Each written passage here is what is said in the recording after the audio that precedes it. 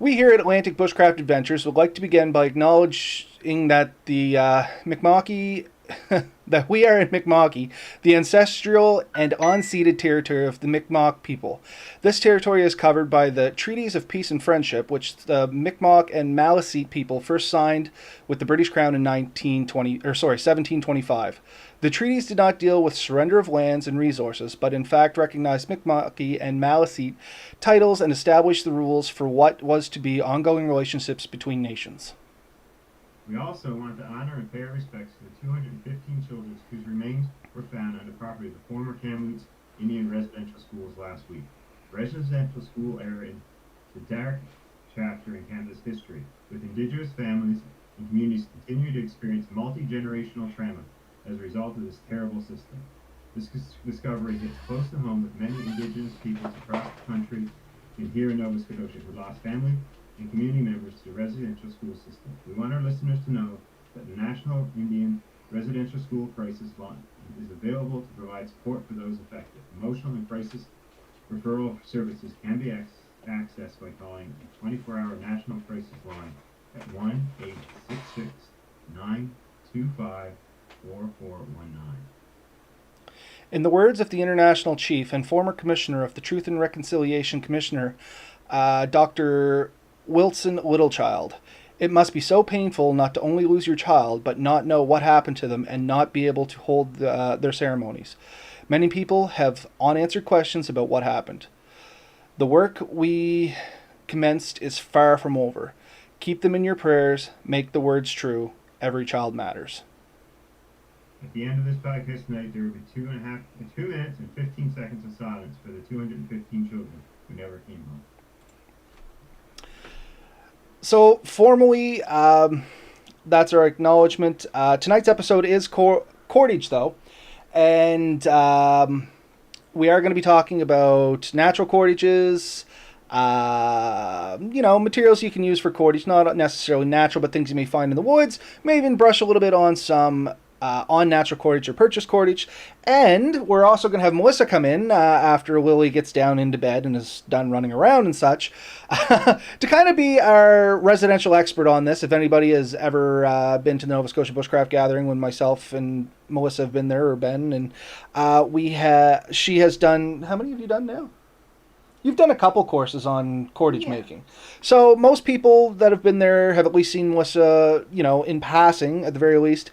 If not, have attended one of her cordage classes. So it's kind of nice to have you come in and talk a little bit about this because it's something that you're actually pretty good at. When Mel and I go out, the cordage making is generally her area of expertise. And I just try to struggle along and keep up.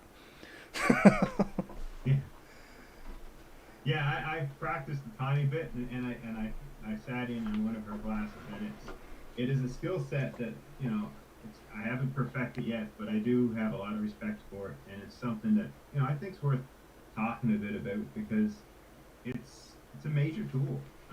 Anytime you're in the woods and bushcrafting and doing almost anything, the ability to make and use cordage is paramount to really enhancing the experience and maximizing what you can do.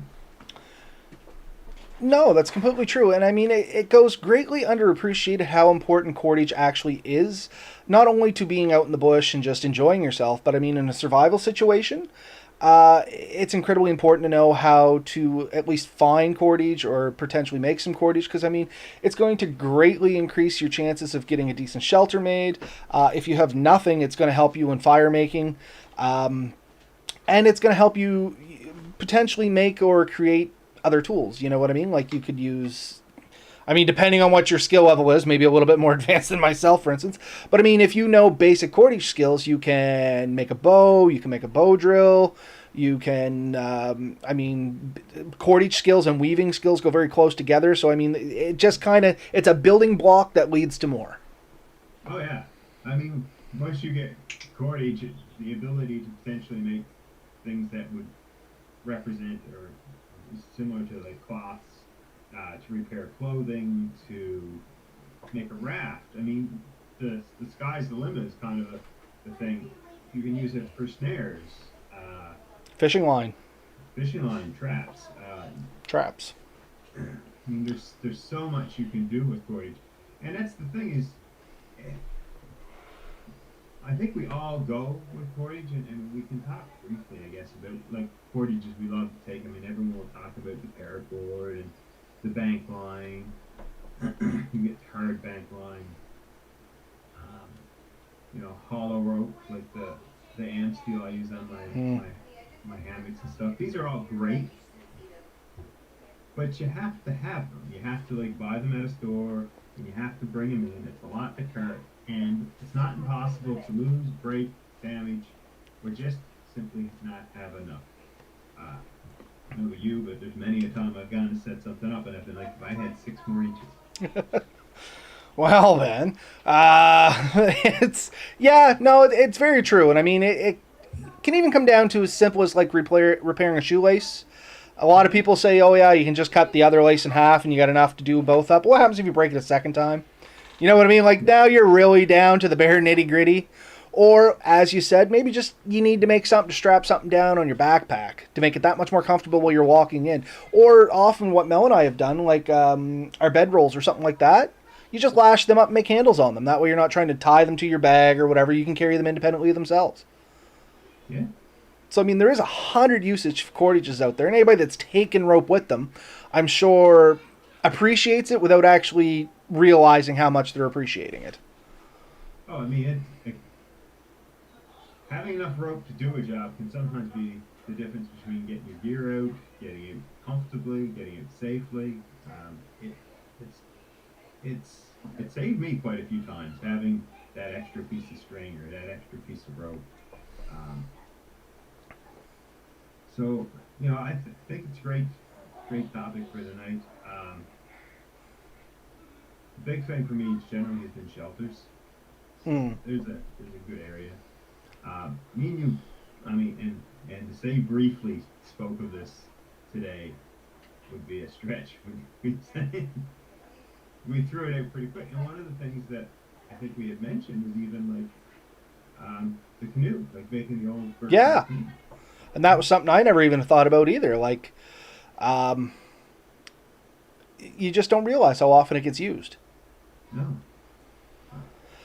So we did talk a little about paracord and bank line stuff like that, and like you said, those are great items if you have them purchased. Now, let's talk about natural materials a little bit because everybody wonders like what makes the best cordage and stuff like that. And I know Mel is just putting Lily down now, so I'm sure she's going to come in and give her 2 cents here in 2 seconds. But I mean,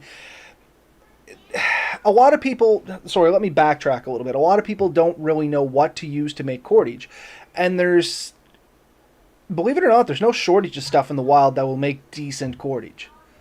no. So, I should uh, have taken it in, but I didn't. I was going to say, even grass. Mel has made me cordage out of literal grass, like longer grass. But she sat there, she took her time, she weaved it out, and I mean, well, you can't see my hands in the picture, but 3, 4 feet of that stuff. And it's strong, and it lasts a long time. How long's that cordage been hanging on the mirror of my truck now? 5 years, 6 years? Yeah, probably. And I mean, All right, I'll come in. it's not usable per se now No. because it's dried out. But I mean, it's still holding together. If it had lashed something together, it would probably still be somewhat working. So anybody that is new to the channel, this is my wife Melissa, Hi, and guys. as we said, she knows a little bit more on cordage than we do. It's kind of been one of her passions when it came to bushcraft. So we did invite her in to have a little chat on this. And what we're talking about now, Ben and I, we were talking about things that you can find in the wild that make decent cordage. And it's not, most people don't realize there are tons of things out there that can actually be made into cordage. Yeah, so there definitely is. Well, first of all, I'll backtrack and say that my focus is definitely natural cordage. So that's kind of just really anything you find out in the bush. So for me, any kind of grasses, roots, some barks you can strip down, rushes, leaves. There's really kind of a wide variety of things that are potentially good cordage.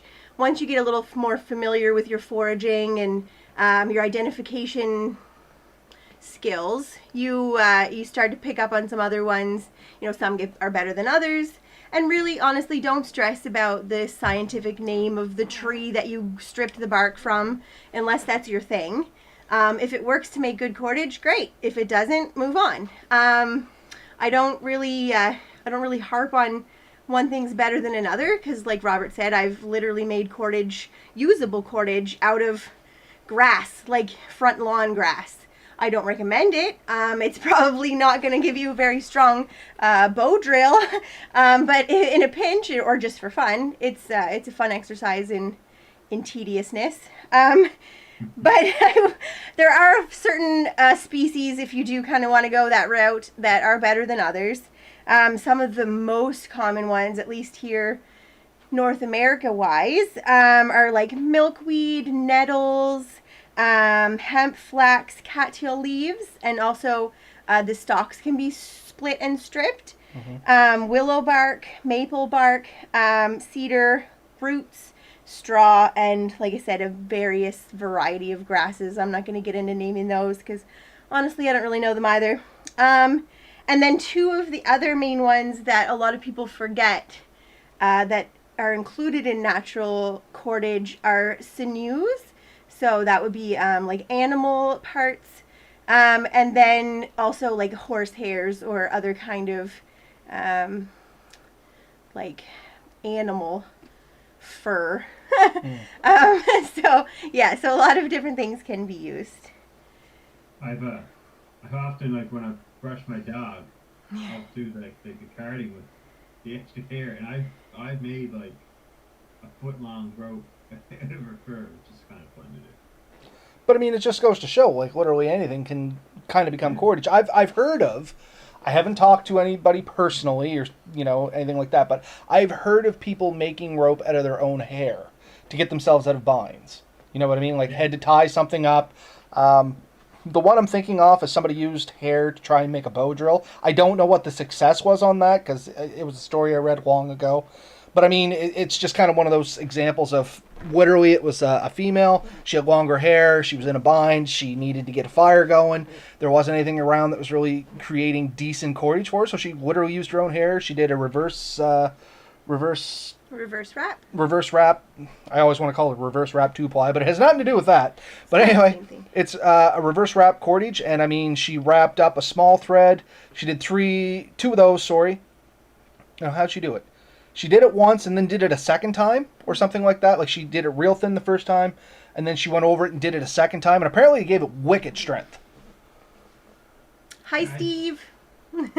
And he asked if braiding skills are the ticket. And I will say I do braid very well. I can braid my own hair, and I braid my daughter's hair, and my sister makes me braid hers constantly. And I've made a lot of friendship bracelets in my day, so I do credit a lot of my cordage making skills to those angsty teenage friendship bracelet making days. Just saying. How's your braiding skills been? Because I know mine are just, they're cheeks. They're absolutely no good. I should have braided my hair for tonight. Okay. We'll do it while you're here. And I do tend to do my own, like, braid version on the back of a lot of my keys. There's actually about 4 feet wrapped around a key. That's just with Nomex strings, so it's not natural cordage. But I can braid pretty good. Yeah, see, I suck at braiding. I think that's why I rely on Melissa so much, is my braiding skills. I'm all thumbs, man. True, you're not supposed to. The support is absolutely phenomenal over here, as you can tell. Oh yeah, you suck. Just don't even try. Like less than 15 minutes ago, you sent Lily to me to get her hair braided. So. Well, yeah, I'm not stupid enough to braid a human's hair. I'd be knotted. I'd be tied into it. The dog would be tied into it. Yeah. But anyway, we digress. So we did name a couple of types of cordages you can go there. And I guess the next, unless you got something to add into this, Ben, the next thing I would want to tread on is what you look for in the materials you're going to be braiding with. Because just because, for instance, you can say, oh, you can use cattail leaves or bulrush leaves or whatever you want to call them. not all bulrush leaves or cattail leaves are created equal. Some of them are going to make really good cordage. Some of them are not going to make cordage at all. They're going to turn to powder. So there's specific characteristics you look for in the materials that you potentially want to make cordage out of that are, to me, and maybe you can weigh in on this, Mel, Ben, to me it's more important to look for the characteristics that you need to make the cordage than focus on the specific item that the cordage should be made out of. You know what I mean? Like, correct me if I'm wrong, you're looking for like longer, strong fibers, right? yeah. And you want something, like me, I look for something with potentially a little moisture in it. You don't want it sopping wet, but you don't want it 100% dry either. Dry is going to fall apart. You're not going to be able to braid it. Sopping wet, it's going to lose integrity. There's kind of a sweet spot in between. And what's real good about it is if you get it and you braid it nice and tight, as it dries out, it's going to tighten up again. And we talked about this with the birch bark canoes and the spruce roots before we came on the show here. Yeah. So yeah, basically that's what I would say. The only thing I'll say is that there's some materials that once you strip, you have to dry. And then there's some materials that once you strip, you have to dry and then you have to re-soak before you can use. Have to, again, is a strong term because I'll literally make anything out of anything. But if you want to, maximize your cordage capability, there are kind of processing techniques that come into play if you really want to start digging a little deeper. So if you're just plucking something fresh, like green growth off of something and expecting to use that, then yeah, you're definitely looking for, some flexibility, and you want it to have, you don't want it to be just like dry grass, obviously. You want it to have some moisture in it. For a lot of like barks, you want to strip and let dry and then re-soak, for maximum, again, capability. And the other thing is that during the actual cordage making process, a lot of the time you want to kind of introduce moisture yourself as you go. So even if you're using a dried material or a green material that you've just picked, you may want to even just moisten your hands. Like a dipping bowl is really handy to keep your hands moist and your fingers moist while you're working. It'll just kind of improve not only the flexibility of the material you're working with, but also it just keeps your grip a lot stronger. Ben?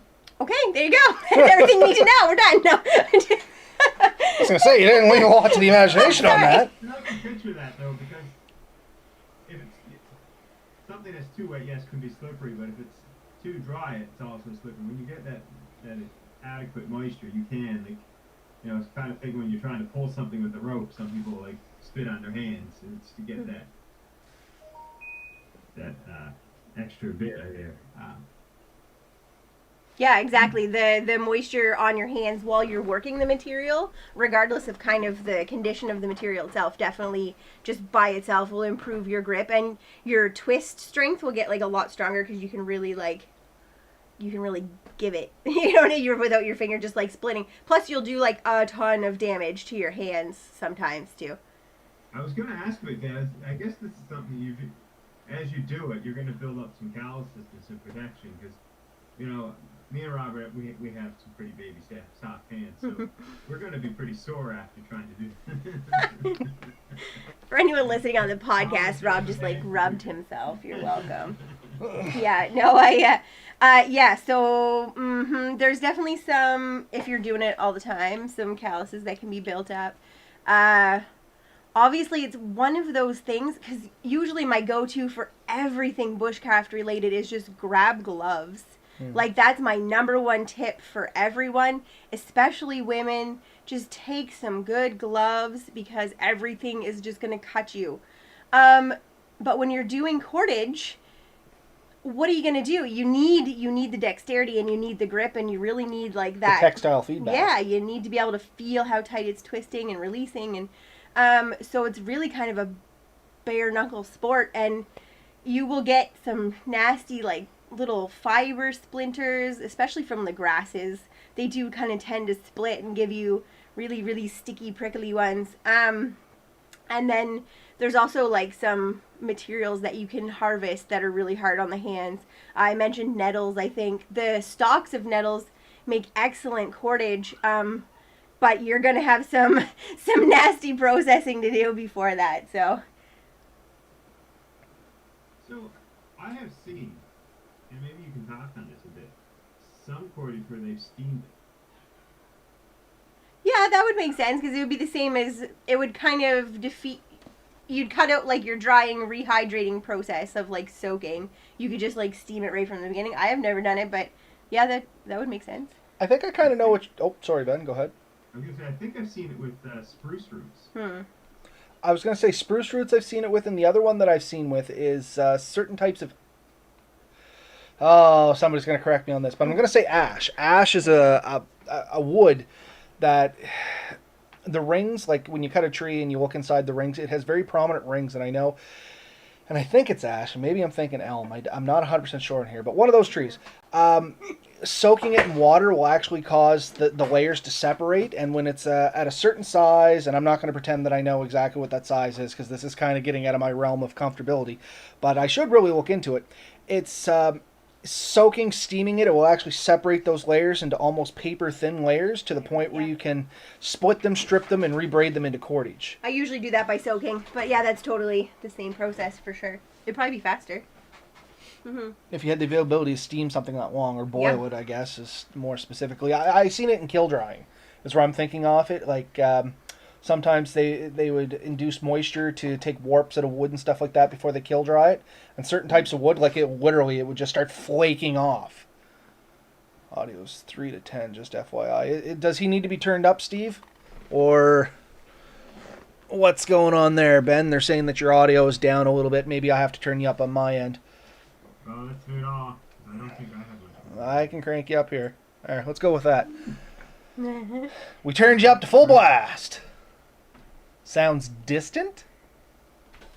Maybe he was just sitting back too far from his mic. That happens. Maybe. I learned a lot in Come on up, join the crowd. See, our mic is on a pivot. I can move it wherever right we want. Right in front of our face. But, yeah, so that's the process I'm thinking of. And like I said, I seen it in kiln drying, and I can't remember what type of wood it is. Like I said, ash pops into mind. And literally, they would steam it to try and straighten it, and it would just start flaking off in these long strips. And I could really imagine you'd be able to process it down into further strips, be able to braid that, and that'd make wicked, like it would literally be wooden rope. Yeah.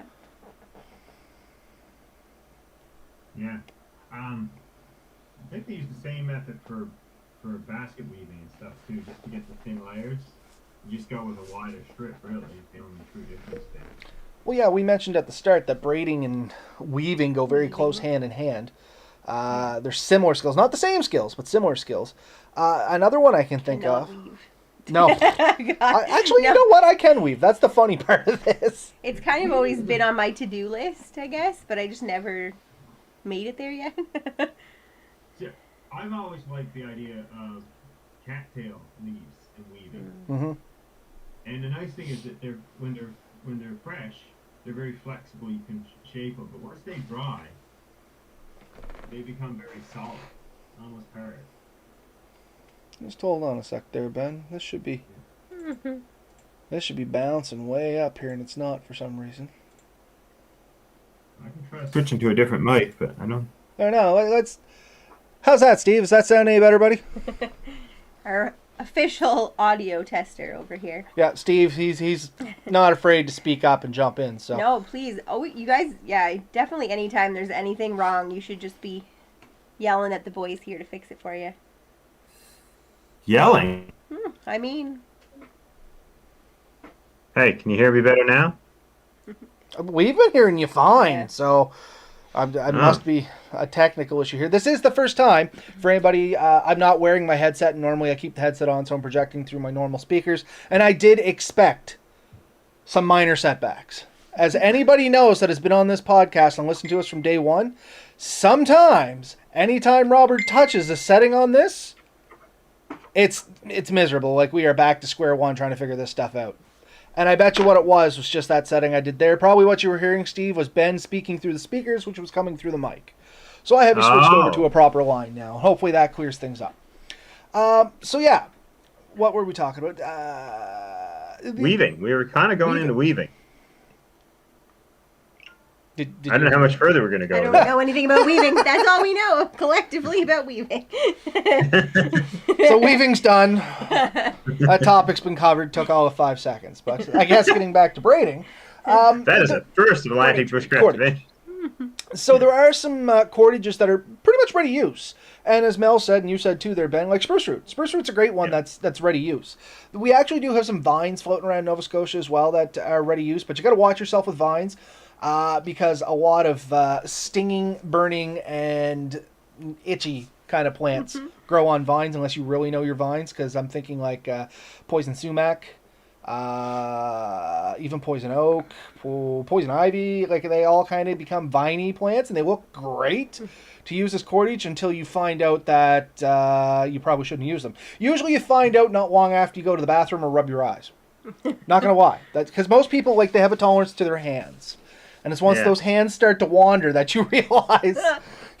You scratch your eye and all of a sudden your whole face breaks out in these blisters and stuff. Oh yeah, it's been there, done that. It's not fun. So I will say there is ready use vines in Nova Scotia, but you really got to know what vines you're going after. You're far better off going for spruce root. And spruce root's great because it's literally ready made. And generally, as it comes out of the ground, if you peel it back, it's right at the right moisture consistency to use. Now, the only edit I would make into that is potentially black spruce root. Sometimes it can get really slimy, like it has an outer bark. If you pull that off, it's not too bad, but it's really slimy and hard to work with. But that's the only real one I'd be like, maybe. Where's What's up, Benny? Where's Louie's picture? Little one just walked in, decided to talk to us. We were just worried she was going to run on camera, seeing she's half nude. But anyway, so that's some other things to keep in mind. And if you want to play with cordage, that's a good way to start, is look for some ready-made cordages, because you're going to learn a lot about ready-made cordage. And what Ben and I were talking about before we started this was the spruce root, of course. And we said they used it in the forming of birch bark canoes. And I think you said they would put it on wet and then it would dry. And actually, why don't you say a little bit more about that, Ben? You gave a really good... I'm by no means an expert on spruce roots as cordage, but I have watched a few videos on it. I've played a little bit with it myself, and one of the things I noted is I watched a guy making a birch bark canoe with it, and of course everywhere they had to sort of bind it to the frame, they were using birch bark, so they would punch a hole through it and they'd wrap 2 or 3 wraps through the same hole and then sort of cinch it off, and they would put it, like I think usually when I've seen it, they either had it soaking or steamed. And so it went in nice and flexible, and they were able to get it really nice and tight. And then as it dried, it kind of locks itself in place, and it doesn't come loose unless you're really working it.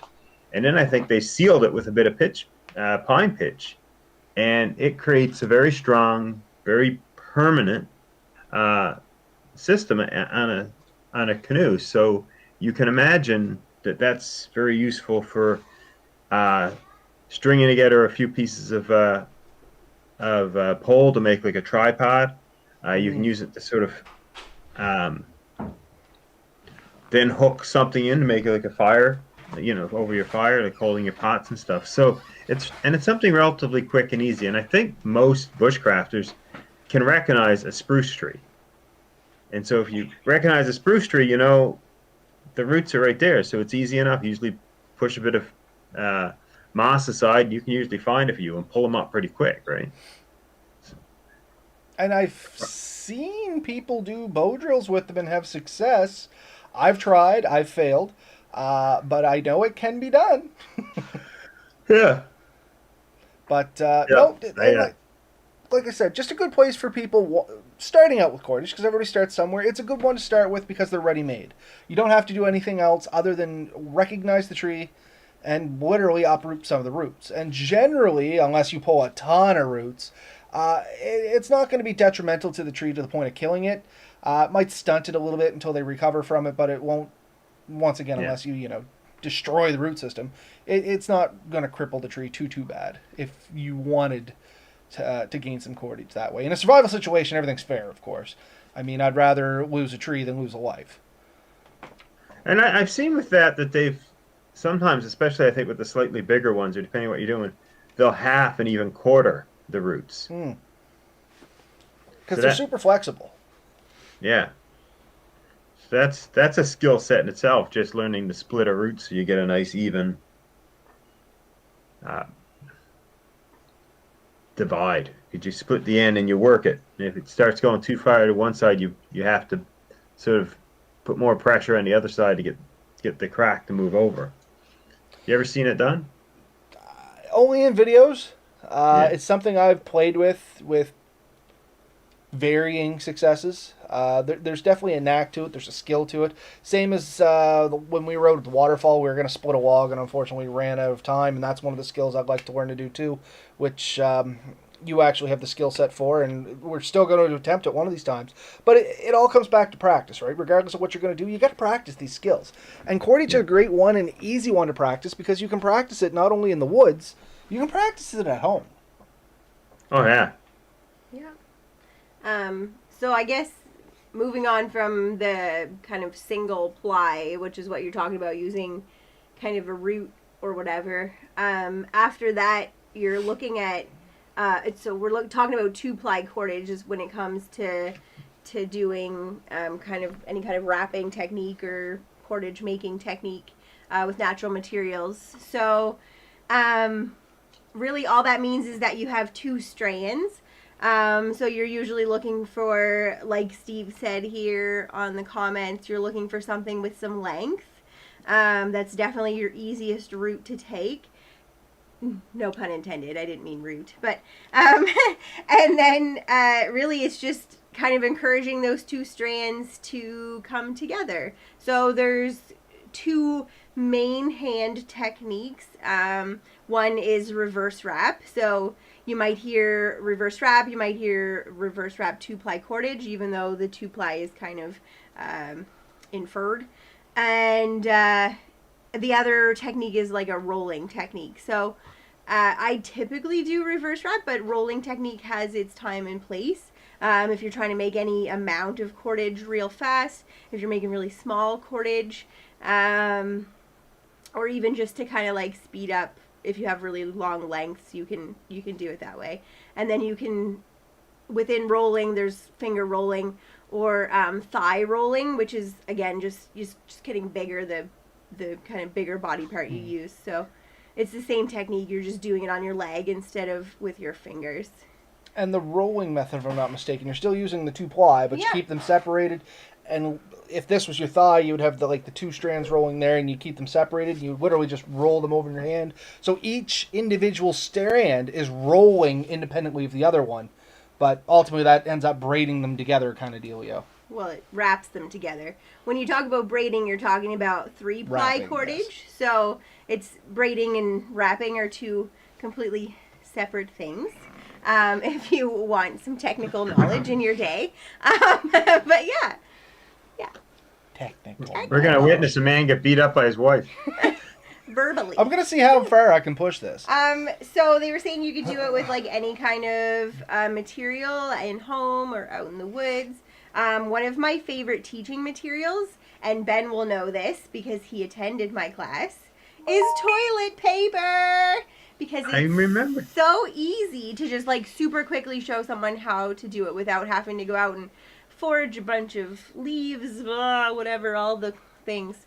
So obviously for our podcast people, you can't see what I'm doing. I'll show you here in a second.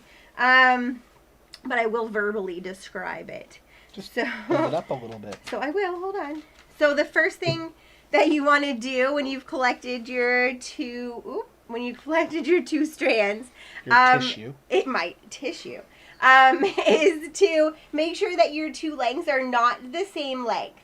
So you do not want them to be ending at the same point because you're going to need to weave in more materials and you don't want to make your joints at the same place. It'll make your cordage much weaker and it'll give you a break point. So the very first thing that you do is really just wrap your cordage until it naturally forms what we call an eye, which is just a little loop. And that's going to be your start point when you make cordage. So from there, if you're doing reverse wrap, you're going to use strand A. You're going to twist away from your body And then you're going to pull it back over strand B. And then now strand B is your forefront strand. You're going to twist strand B, bring it back over strand A. So again, A over B, B, twist over A. And it's just going to continue like that until you have length. So then eventually you're going to get down to a joint, and one strand is going to run out before your other one. So once you get to that, you're just going to add another piece in, and really all you do is just pinch it together, hold it in your hand when you're doing the wrap, twist towards you, strand B, back over top. And then really that just like locks in your joint for you. And as long as you're keeping them nice and tight, it should look pretty uniform along your entire length. You don't want one piece to be much thinner than the other because you're going to end up just kind of creating a really weak form of rope where it's just kind of really one strand with another strand wrapped around it. You really want to make sure that they wrap together. That's kind of your main key. For the rolling technique, again, you can do a finger roll. This is the exact same. Before we proceed on, I had a question on this. Yeah. Just because it's a question that I get a lot when it comes to cordage, because that's the way I join my pieces together too. And this is specifically on joining cordage. Yeah. I wrap mine together and keep going. A lot of people, when you have your ends, I can't shorten one finger up more than the other. But anyway, if this was one of your sides, they take the other one and they just lay it in and then braid the rope across, which leaves all these little nubs sticking out, which is completely acceptable. A lot of survival schools and stuff do teach that method. Why would you not do that, Melissa? There is a right answer. I don't know. I think they're just trying to pull the tension back the other way. I don't. So the classic answer to that question is if you leave... The reason they do that is because it does actually show you where the joints are in your rope. Oh, I guess, yeah. So you do have a wvisual representation I'm not where the usually joint looking is. for the joints in my rope, to be honest. The problem I'm with trying to putting blend it them. out is it gives you a place to snag and unravel your rope. Yeah. So it's a double-edged sword. So for beginners, it's not bad to leave it out because you get to see where your joints are when your rope inevitably fails, because it will fail at some point. You get to see where it's split apart and where you can rebraid in. As you get better at the skill and you progress further down, you may want to hide those ends in because you'll get a little bit more durability out of your rope, because as you're using it and you're twisting it and you're rolling it and stuff like that, those ends won't fetch up. Think of it as like the old-fashioned rope you used to get around burns, and you know about this stuff, Ben. As it splinters and the end fingers and stuff come out, they'll just continue to work their way out and your rope just goes to snot to the point where, yeah, it's technically still rope, but it's basically unusable. You know what I mean? It's like trying to tie something up with a rat's nest, and it just doesn't work. So by keeping your ends tucked in, you get a much cleaner rope that won't fray out as much, but you got to be a lot more determined and sure of your skills in doing it. I think I would definitely end up going cutting those tags off. Well, see, that's the problem. If you cut those tags off, you make a weak spot. You have to braid them in. Yeah. So you can cut them off, once again, but they're still where they're singled out, unless you can somehow get it below the surface of the rope to completely cover that tag end in. It still creates a chafe point or a pick point, if you will. So, Anyway. Melissa, how strong is toilet paper rope? I'm getting there. It's coming along. Yeah. So, How strong is it now? It can be pretty strong. I mean, it depends on your ply too sometimes, and the little perforations for the rips can be tricky. You can get like almost like a really good rope going, and then just like snaps off because it hits the perforation just right. But it's a bit of a challenge. So while Mel works on hers, I'll give you a story, Ben. Ben, you know where I work. I don't publicize where I work because it's nobody needs to know that, and it's kind of it's not secretive, but it's semi-secretive. But anyway, in my line of work, there are people that are really good at making rope, as you can imagine, and they're very good at making it out of toilet paper. Funny enough, we had individuals make toilet paper rope exactly as Mel was doing here out of single-ply toilet paper. You're talking about, like, you know, industrial grade toilet paper, single ply. This stuff literally was scraped off the tree and thrown on a roll. Not high quality stuff. Anyway, they managed to braid this stuff up once with the reverse 2-ply wrap like Mel's doing here beside me. Then they would go it over a second time, and they would actually have this strong enough they could make workout equipment out of it. So they would have 50 pounds plus on these things to use as dumbbells. They would braid handles into other pieces of equipment to give them functionality that the equipment originally didn't have. Like, you can actually hold a lot of strength on this. We tested the best rope we found. We have tested, and its breaking strength was right at about 200 pounds. There you go. That's pretty impressive. That's For toilet paper. incredibly impressive for toilet paper. And honestly, Buddy said he threw it together in about 20 minutes. And if he had more time and was allowed to continue, he probably could have done it better. So. Well, now I know what I have to work towards. And he made 10 feet of this stuff in literally hang off this 10 minutes. So, but anyway. So I'm expecting at the end of the show you'll have enough rope to tie Robert up. For the night. That's a different podcast. That's a different podcast, man. That's the After Hours podcast. When the Bears in the commercial says it's strong. When the Bears in the commercial says it's strong. And yeah, and I mean, all joking aside, that's the thing. It comes down to the quality of your braid. Like, take a little bit of time, not your braid, your wrap. Take a little bit of time as you're doing your wrap, and keep it neat and keep it even. That's what this individual was saying. Like, the more even you can keep your wraps, the more strength you're going to get out of it, because the more inconsistencies you have, the more weak points you have. Every inconsistency is a weak point, to be honest. Yeah. So, in case anyone's looking, it's Atlantic Bushcraft Adventures After Hours. We're not ready to go live with that site yet. Cordage takes a whole new meaning. Yeah. Oh, look at that. See, just like that, it'll just pop. It'll get you every time. But. So we do have some reverse 2-ply cordage wrapped up here. Anyways, that Mel has done. Here it comes. Hold on. And I mean, it to be is fair, pretty.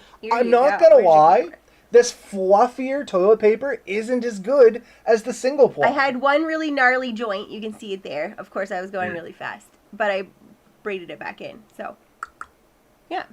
It's actually really strong. Okay, I'm actually going to pull. There we go. It popped. But, like, it's good. I mean, if you were to use that to tie up a piece of rope and you tie up a piece of wood for, like, a lean-to shelter...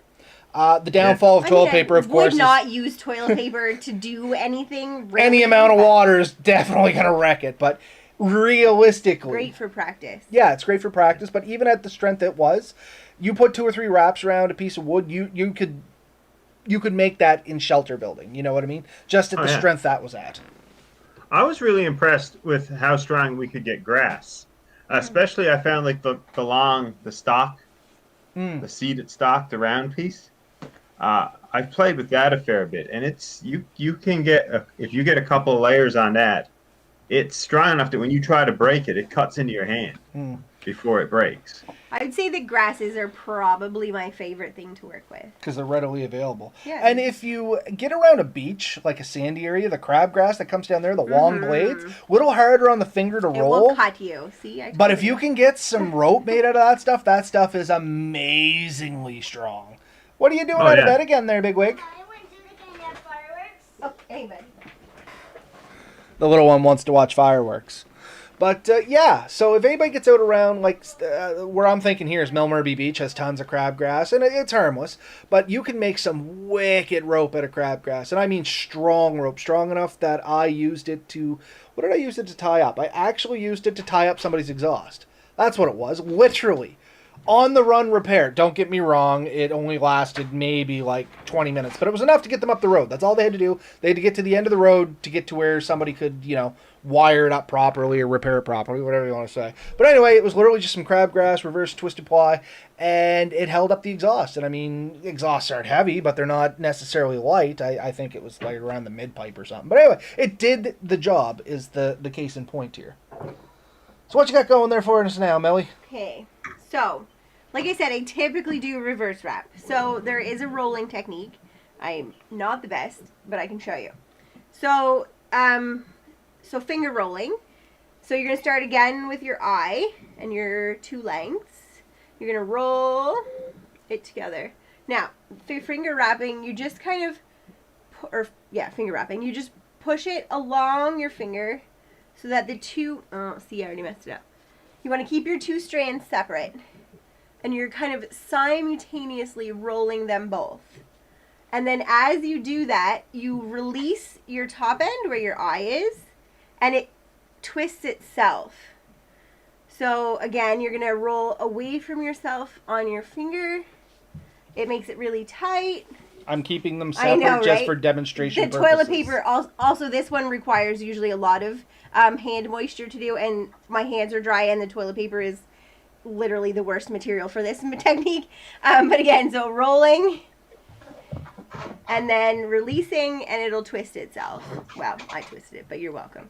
And then again, but on your thighs, you would do it with like 2 really long, thin strands, usually grasses, and the really thin stalks and what am I trying? Rushes that you strip out of. Those ones, the really long ones, are really good for thigh rolling because you just put it on your thigh, keep your 2 strands separate, roll them both simultaneously, and then release with the hand holding, and it'll twist. So then you just grab, pull it back up on your thigh, push those 2 until they get really tight, and then release.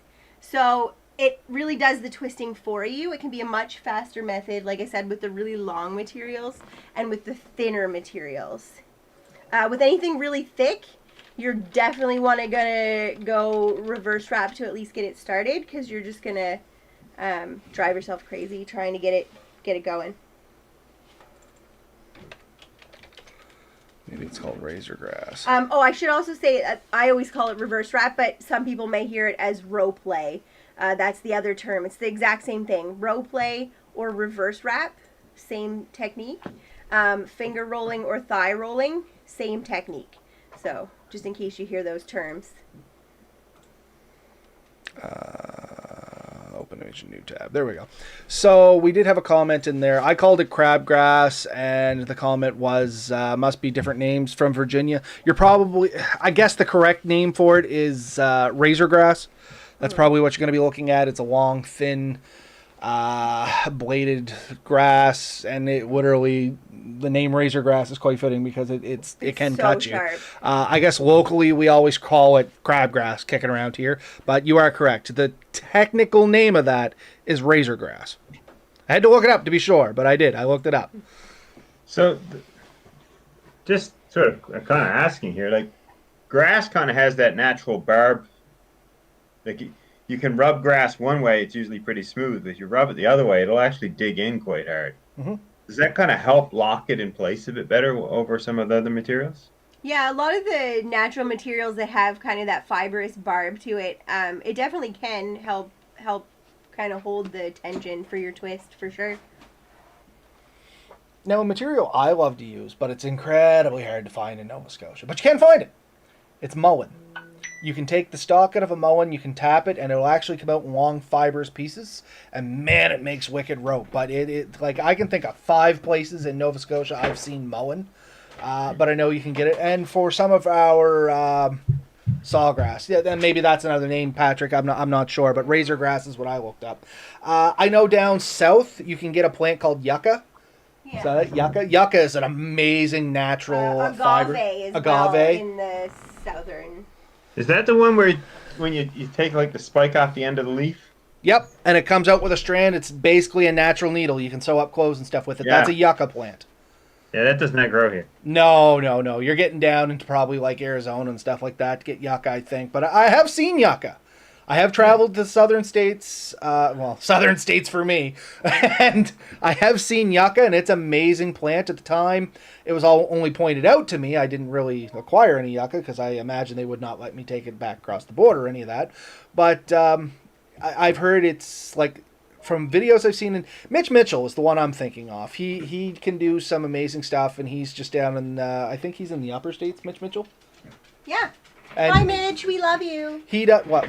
I'm Hopefully sure he watches. He might see it. I talk to him from time to time. He has done some cordage videos on yucca, and it's just an amazing plant. So any of our U.S. counterparts down there, if you happen to find a yucca plant and you're interested in cordage, you have found a gold mine there. Those things are amazing for cordage making. That was my rant. I mean, that's pretty much everything there is to know baseline on That's a good natural entry into it. material cordage wrapping. After that, you're basically talking about Film. synthetic cordage. Oh, yucca filamentosa. Grows here. I'm a professional guy. There you go. Patrick, send me some yucca. We can both go to jail when it crosses the border. But no, honestly, the basics of cordage making, the basics are easy. It is a ridiculously hard skill to master and get really good at, and it only comes with tons of practice.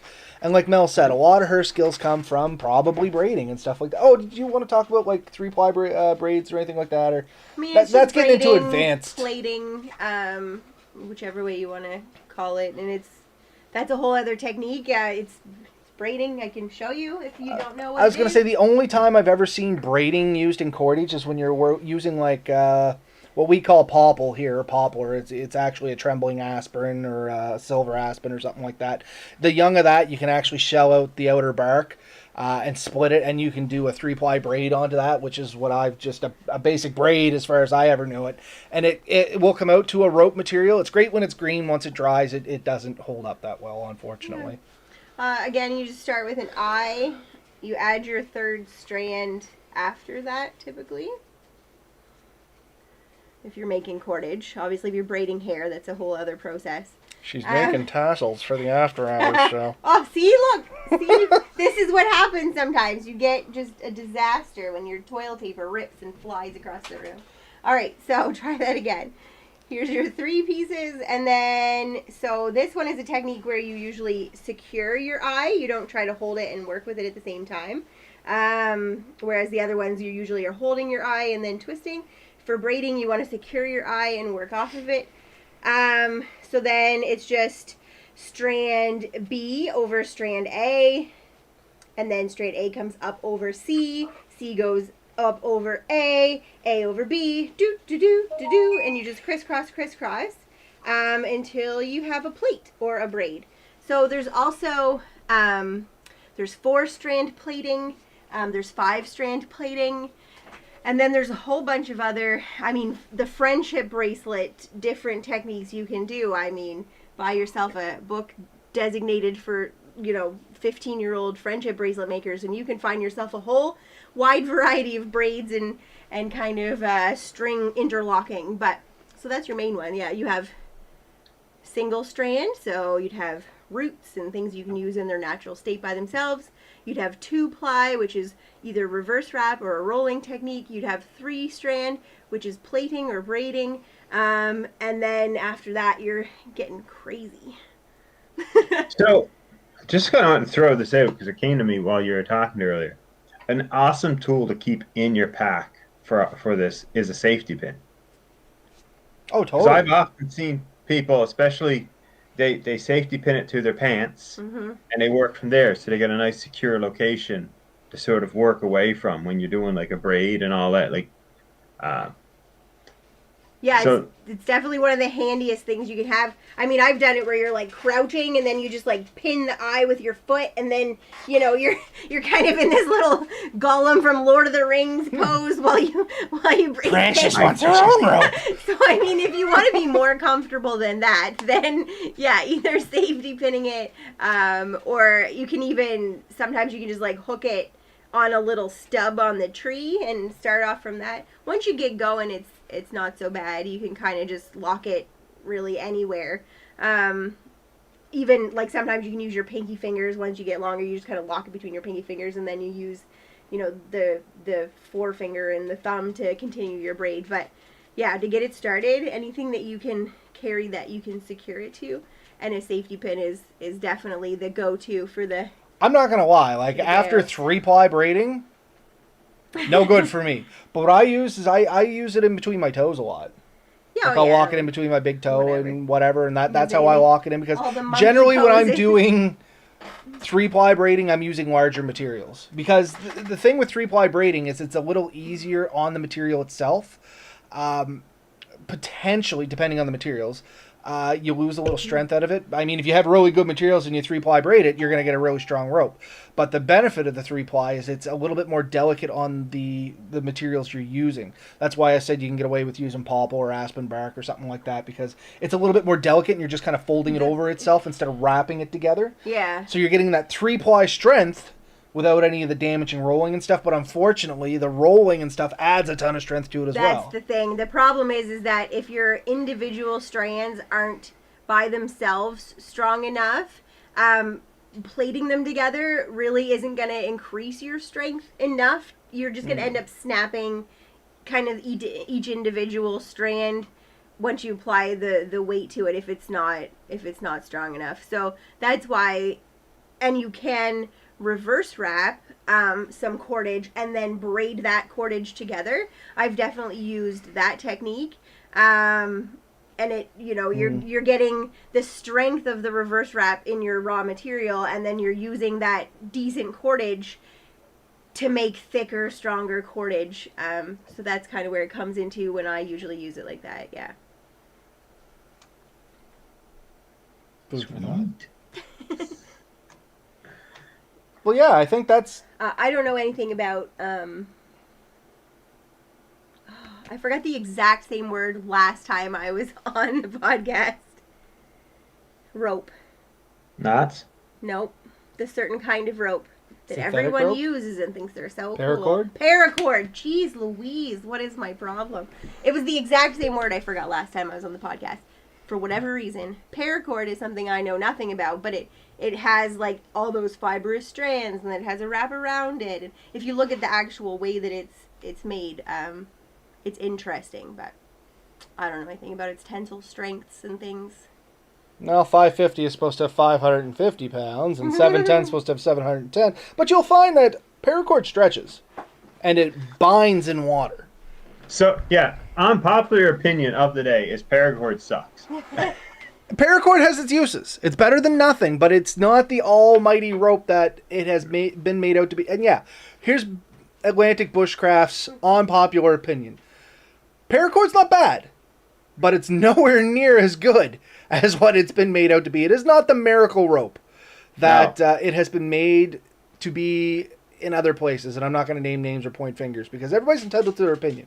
But I have found that the stretching property and the binding property of paracord makes it kind of a nuisance, and its deteriorating effect, if it's left out for any amount of time, it starts to, like, unless you get really good paracord, and then, that's going to be debatable and all that out there. But the general paracord that the average person buys will start to deteriorate and powder away after extended periods of UV damage.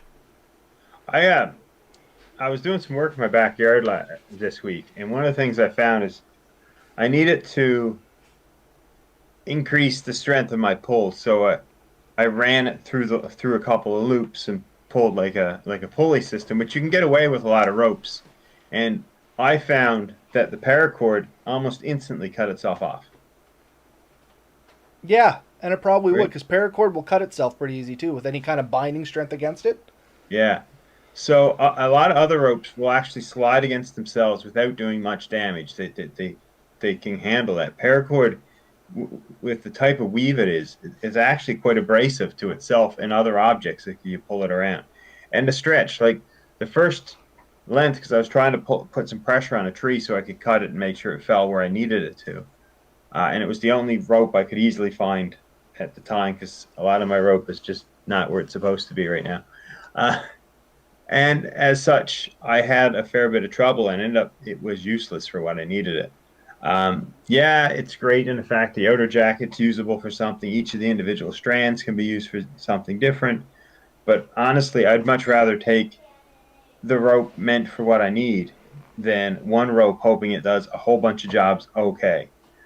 So, yeah, that's my unpopular opinion of the day.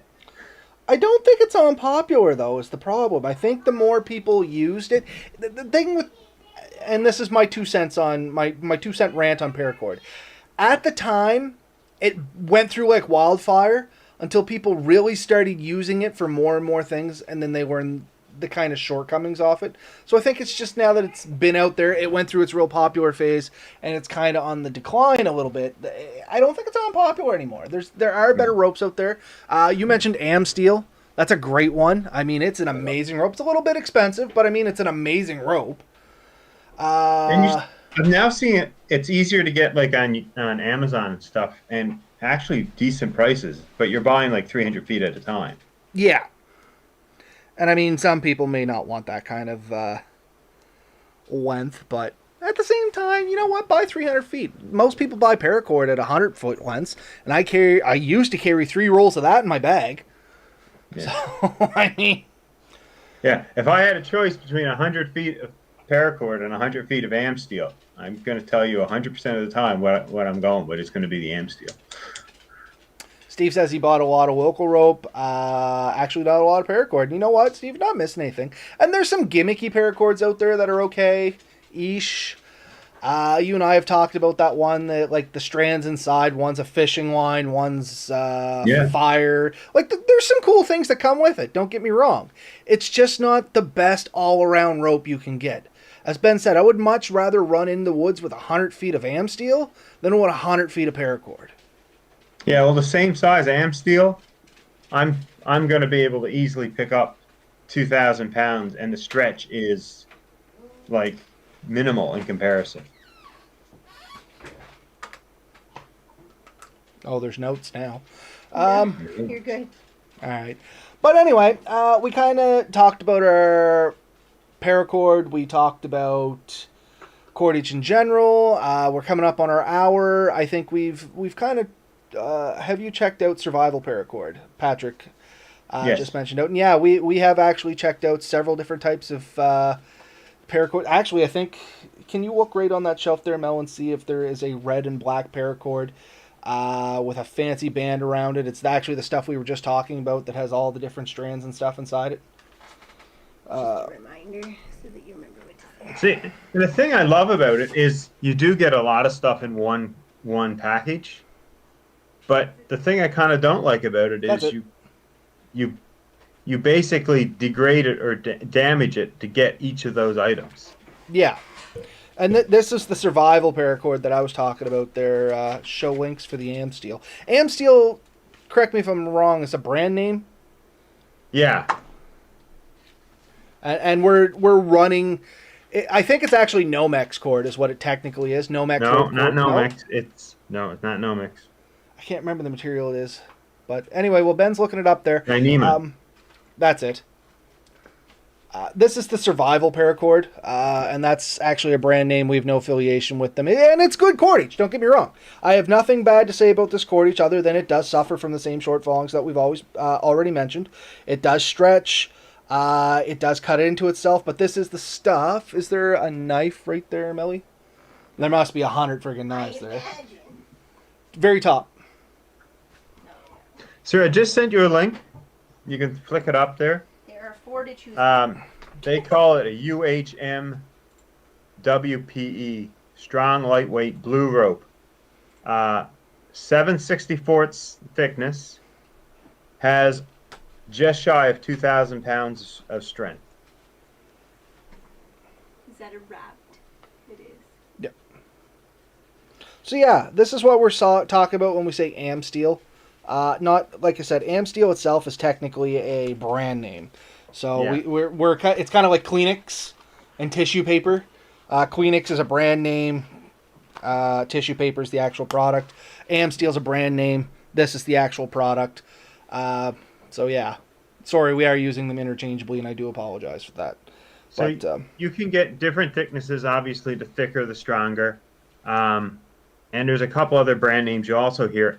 Lash It and Slash It, or Sling It. Lash It and Sling It, I think are the two names. And that stuff's much thinner. Again, amazing strength, like 300 pounds or 500 pounds for stuff that's not much bigger than thread. It's a hollow braid rope, which means you can kind of squeeze it together and then run it through itself, which is how it's used for the... Oh, I actually have some of that tiny, tiny stuff. I showed it to you before. It's Yeah. like, oh gosh, it's what, 16th thick and rated for 2,000 pounds or something. Oh, I don't. I don't believe that 2,000 pound rating, but it is strong as heck. I will tell you that much. I think the stuff I had was over 400 pounds, and it was the same idea, like really thin. And I have a roll of silver. It's silver when I have, and it's generally in my pack when I go somewhere. Dynamite. Um, Yeah, Steve, that's the stuff. yeah, And to answer your question there, Patrick, because I got it all splayed out here pretty now. So yeah, that's the survival paracord. It's got the different types of strands in there, like these three over here. One is fishing line, one is sewing thread, one's fire cord. And then you got your 5 strands of actual inner cord. And then the outer cord has some other neat features to it. And yeah, we have heard and tried the survival paracord.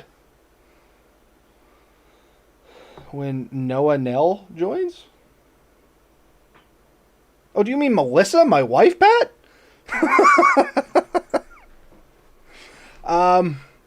But yeah, anyway, that's that. But yeah, the Amsteel, as we are calling it, it's a great type of cordage. And as I was telling Ben there, I do have some of it.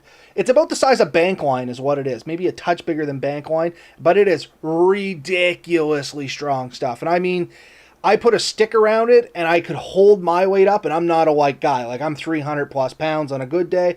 And I mean, I can hold my weight on it and it's not budging. You know what I mean? yeah. But, well, I don't know. Did you send me another link there, Ben? Yeah, that one's actually the Amsteel brand. Same thing. 600-foot strand spool. It's $310. So like I've bought it from a local vendor here, Binnacles. Binnacles is usually charging around 50 cents to $1 a foot, depending on thickness and stuff of the stuff I've been looking at. 69 cents was a pretty common one I think I was buying at. So that's pretty expensive. But some of these others, you're basically dealing with the same stuff.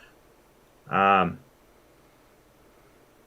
and it's definitely worth it. You also find this stuff used in wenches when they don't want to use the steel cable. Yeah, I was going to say, this is actually what I'm running. Specifically, this black one. Mine's gray in color. But Yeah. I don't know, I guess my cursor's not coming up. But anyway, that black one you see down there is the exact same synthetic wench rope I run in my ATV. Yeah. The beauty of that stuff in an ATV is if it does ever break, unlike the steel cable that's most likely going to cut through you if you're in the path, this stuff slows down significantly faster and holds a lot less weight. So it'll probably bruise you. It may very well cut you, but it's not going to most likely kill you. It's safer. And that's fair. But yeah, so coming up an hour and 10 minutes, I think that's kind of a good place to end on Cordage. Do you not think, Ben? Yeah, yeah. So before we do leave here tonight, we do want to invite our listeners, as we said at the start, we're going to do a 2-minute and 15 moment of silence for the Indigenous children that were discovered there in BC. If anybody is still new to that, we definitely encourage you to take a look into the news on that. There's tons of information and stuff out about there. But yeah, so Ben, you have the floor, buddy. You tell us when to start, and we'll go for it. Let's start now.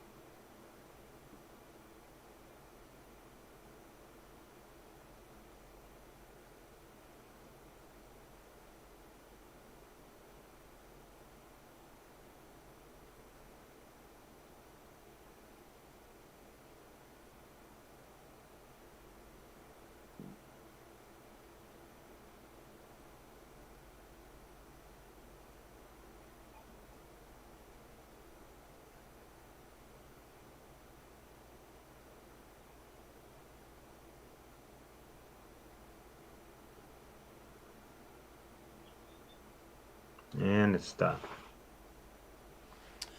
All right, we'd like to thank everybody that actually, hung on and took part in that with us. Once again, please, we encourage everybody to go out there and, get yourself familiarized with what's going on, because it's definitely something that everybody should be aware of.